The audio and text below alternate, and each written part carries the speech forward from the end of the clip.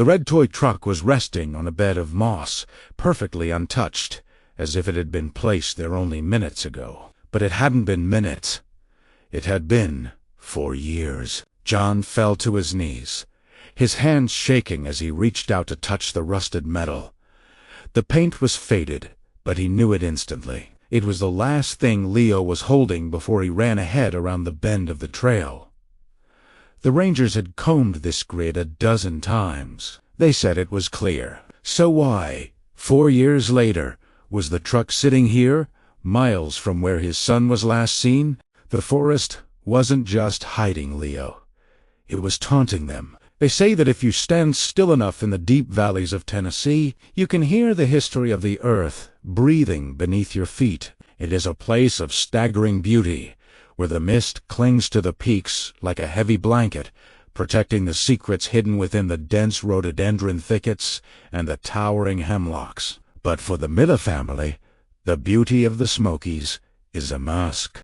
Underneath the vibrant green canopy and the singing brooks lies a silence so profound, so heavy that it can swallow a voice, a laugh, or a life without leaving a single ripple. This is the story of a silence that began on a warm Tuesday in July and never truly ended. John and Kate Miller were the kind of couple you envied. They had been high school sweethearts in a small town just outside of Knoxville, and their love had an easy, comfortable rhythm to it. They didn't need grand gestures or expensive trips to be happy. They just needed each other. And their 6-year-old son, Leo. Leo was a burst of kinetic energy, a boy with hair the color of dried wheat and eyes that seemed to take in everything at once. He was at that magical age where the world is not just a place to live, but a puzzle to solve. Every rock held a fossil, every stream was an ocean, and every patch of woods was a kingdom waiting for a king. It was Kate's idea to drive up to the mountains that morning. The heat in the valley had been oppressive for weeks, a humid, sticky weight that made the air feel solid. They packed a simple lunch, sandwiches, apples, and a thermos of iced tea and loaded into their station wagon. Leo insisted on bringing his favorite toy, a small, die-cast red truck that he carried with him everywhere. He called it Red Rover, and it had traveled more miles in his pocket than most cars drive in a year. The drive up Newfound Gap Road was picturesque. The road wound its way up the spine of the mountains, climbing higher and higher until the trees changed from broadleaf oaks to dark needle-covered firs. Leo sat in the back, his face pressed against the glass, watching the valleys drop away below them. "Look at the clouds, Daddy!" he shouted, pointing to the wisps of fog drifting through the gaps in the ridges. "We're driving into the sky." John laughed, glancing in the rearview mirror. "That's right, buddy. We're going all the way to the top." It was a path John had walked once as a teenager, a winding loop that led to a secluded waterfall tucked away in a quiet hollow. It wasn't a difficult hike, maybe 3 miles round trip, perfect for a 6-year-old's legs. They parked the car at the trailhead. There were only 2 other vehicles there, a good sign that they would have the woods to themselves. The moment they stepped out of the car, the drop in temperature was immediate. They started walking, Leo taking the lead, marching with the serious determination of an explorer. Kate and John walked a few paces behind, holding hands, swinging their arms gently between them. For the first hour, everything was perfect. The sunlight filtered through the leaves in dappled pools of gold. Birds called out from the high branches, the sharp tap-tap-tap of a woodpecker, the melodic trill of a wood thrush. Leo stopped every few minutes to inspect a beetle or pick up a particularly interesting rock. "Don't go too far, Leo," Kate called out, her voice relaxed, not truly worried. "Stay where we can see you."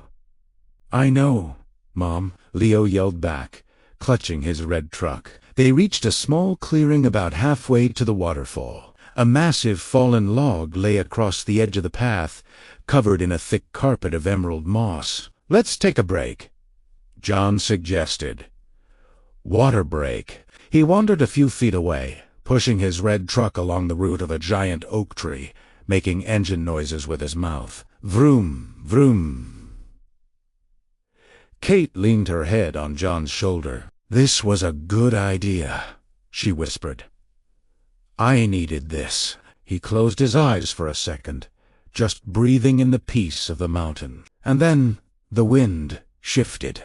John opened his eyes. "Leo, time to get moving," he said, standing up and brushing the bark from his pants. There was no answer. Kate stood up too, screwing the cap back on the water bottle. "Come on, Bug. Let's go see that waterfall." The wind died down as quickly as it had risen, leaving the woods eerily quiet. The birds had stopped singing. He walked around to the other side, expecting to see his son crouching down, hiding, waiting to jump out and scare them. Just the roots of the tree and the endless carpet of ferns stretching out into the darker part of the woods. "John." Kate's voice had a slight edge to it now. "Where is he?" "He was just here," John said, turning in a circle. "He was right here, playing with the truck." He cuped his hands around his mouth. "Leo?" They waited for the giggle. They waited for the "I'm here." "Maybe he went up the trail," Kate said, panic starting to tighten her chest. "Maybe he thought we started walking." He ran back down past the log, looking the other way. "Empty, Leo.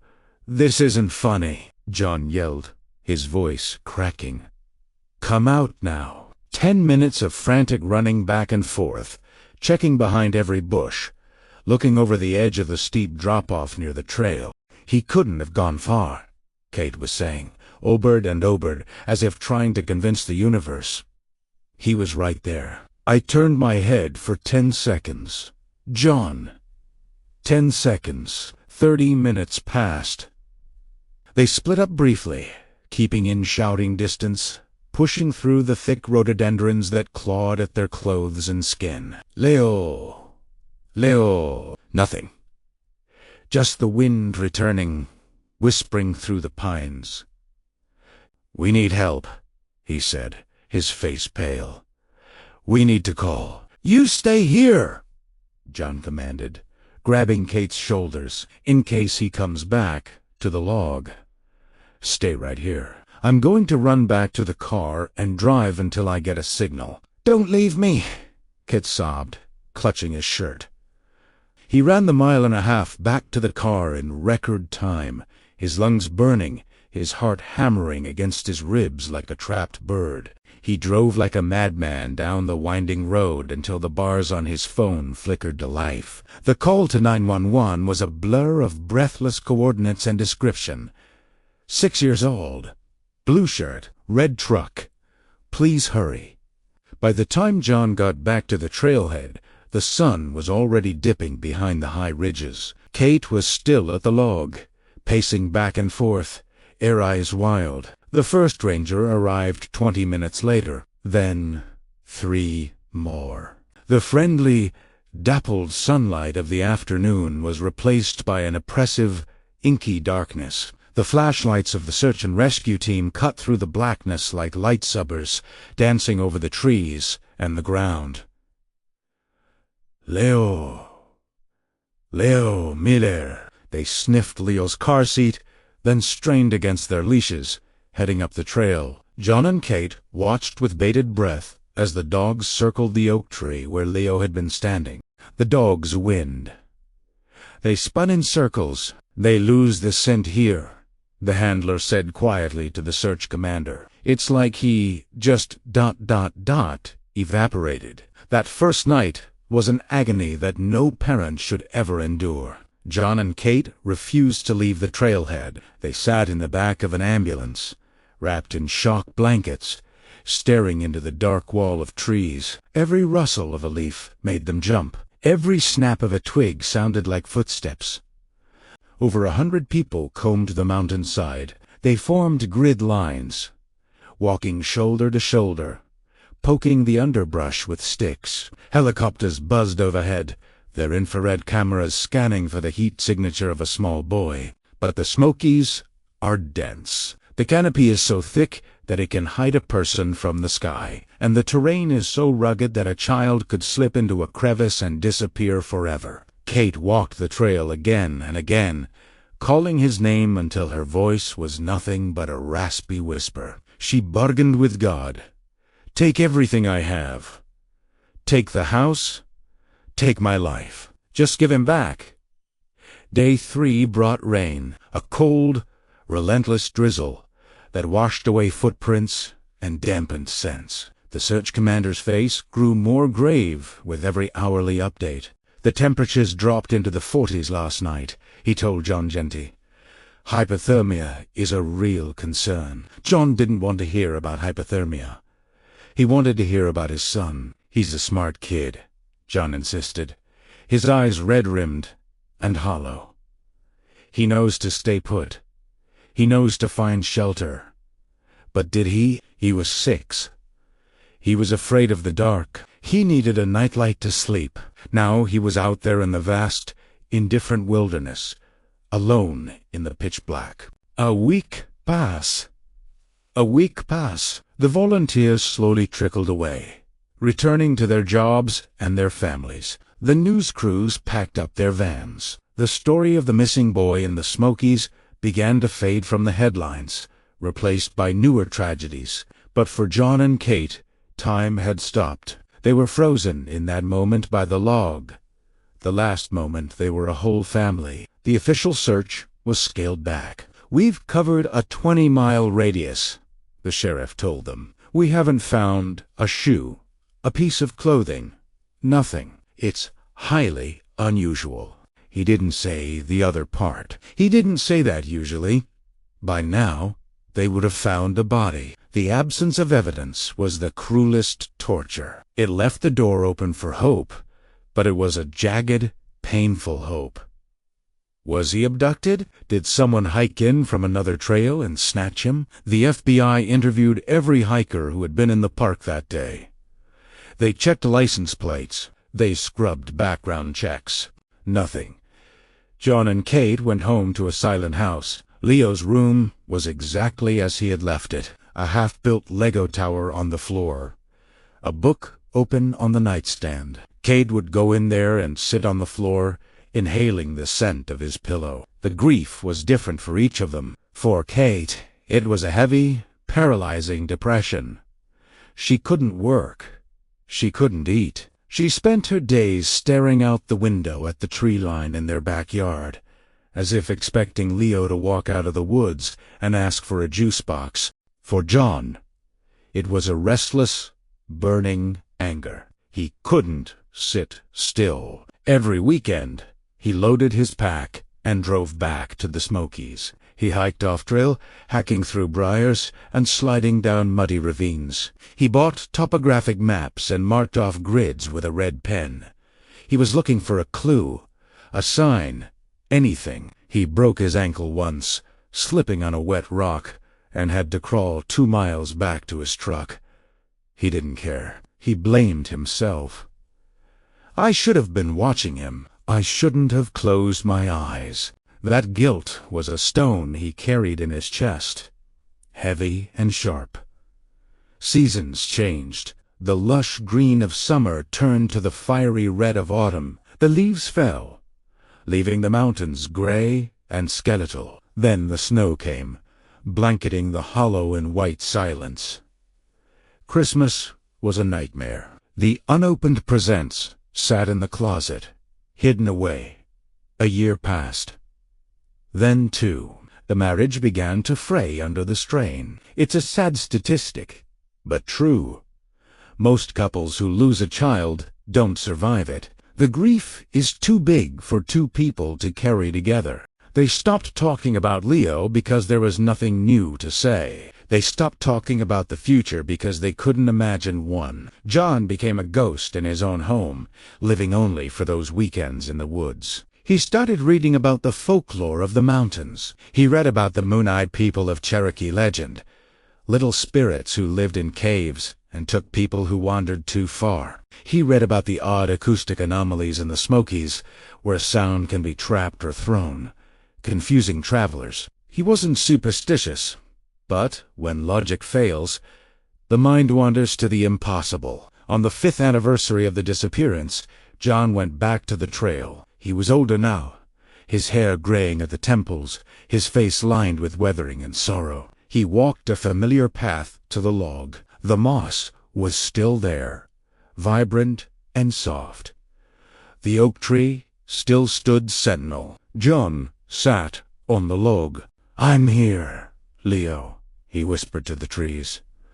"Dad's here." He decided to go deeper this time. He pushed past the oak tree, into the dense brush where the dogs had lost the scent 5 years ago. He walked for an hour, aimlessly, just following the pull of his intuition. He climbed a steep ridge, pulling himself up by tree roots. At the top of the ridge, there was a small, hidden shelf of rock, covered in a thicket of mountain laurel. It was a place no human would likely go. There was no trail, no view, just a tangle of wood and stone. John pushed through the laurel branches, dragging his pack. And then he saw it, a flash of red against the brown earth. He stopped. His heart slammed against his ribs. He moved closer, slowly, afraid that it was a trick of the light, or a red leaf, or a piece of trash. It knelt down. It was the truck. Leo's Red Rover. It was sitting on a flat stone, upright, its wheels deep in the dirt. The metal was pitted with rust. The paint faded to a dull brick color. But it was unmistakable. John didn't touch it at first. He just stared at it, tears blurring his vision. This was it, the proof. But where was Leo? He frantically searched the area around the rock. He clawed at the dirt, moved stones, looked under the laurel bushes. There were no bones, no scraps of blue clothing, no shoes. Just the truck. It was as if Leo had placed it there, on that rock, and then simply ascended into the air. John sat by the truck for hours. As the sun began to set, he finally reached out and picked it up. The metal was cold. The wheels were seized with rust. He held it to his chest and wept, a primal, guttural sound that echoed off the ridge, a release of 5 years of held breath. He realized then that he wouldn't find a body.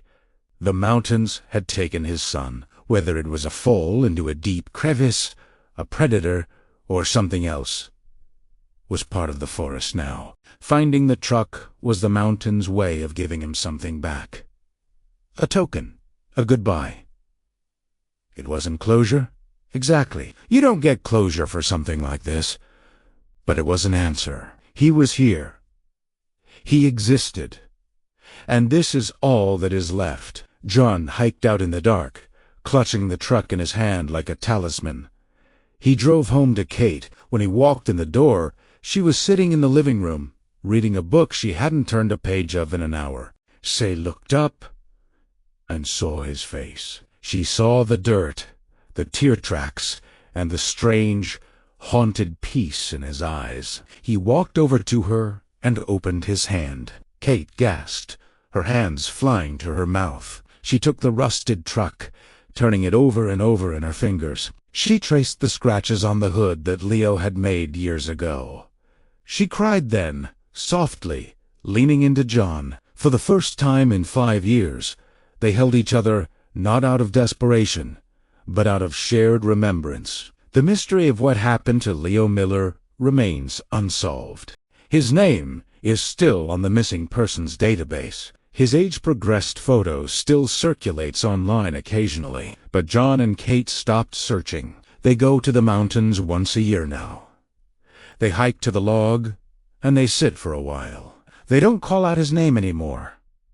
They don't scream into the void. They just listen. They listen to the wind in the hemlocks, the rush of the distant water, and the silence of the hollow. And sometimes, just for a fleeting second, in the space between the rustling leaves, tephilim, a memory of a laugh, a flash of wheat-colored hair, The mountains keep their secrets. They swallow stories and bury them deep in the earth. But love is stubborn. It endures longer than the stone, longer than the trees. It waits in the mist, echoing forever in the quiet places of the world. So, if you find yourself in the Smokies, and you see a small, rusted red truck sitting on a rock or a log, leave it be. It's a marker, a memorial. It's a sign that a boy was here, and that he was loved, and that, in the vast, wild silence of Appalachia, no one is ever truly forgotten.